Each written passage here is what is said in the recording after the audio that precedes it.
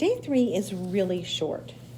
You are just learning how to write and evaluate a function that models a real-world situation by interpreting the words and putting the words and the variables in the right place. Now, these equations and variables you learned in Unit 5. I say it again and again and again, but I want you to remember. Y equals mx plus b.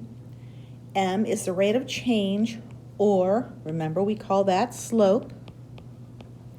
And b is the start, or the y-intercept. So let's do a couple problems. And like the instructions say, identify the variables in the word problem and replace M and B with that information. Owners of a recreation area are filling a small pond with water. They are adding water at a rate of 34 liters per minute, and there are 400 liters in the pond to start. So the rate is the slope, is the rate of change, so the M is 34. The B, the starting value, is 400 because there are 400 liters in the pond before they start putting in more water. Now, this next step is where many mistakes happen, and it's not math, it's because some people don't read.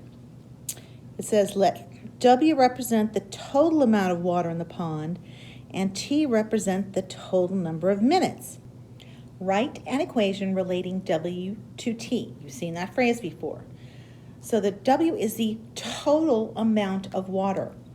So that's what we get at the end. So W equals 34T plus 400 because Y equals MX plus B.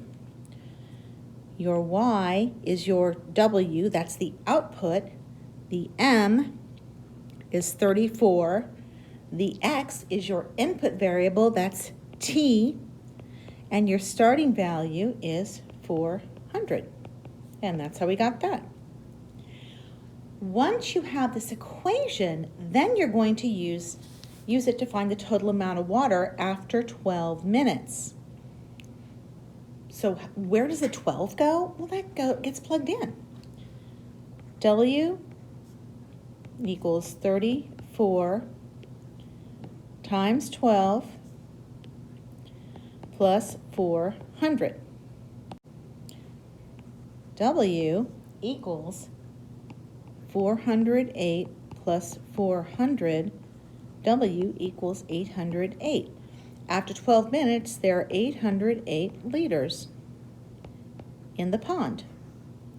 So you just took a few sentences, created a mathematical equation, and predicted how much water will be in the pond after 12 minutes.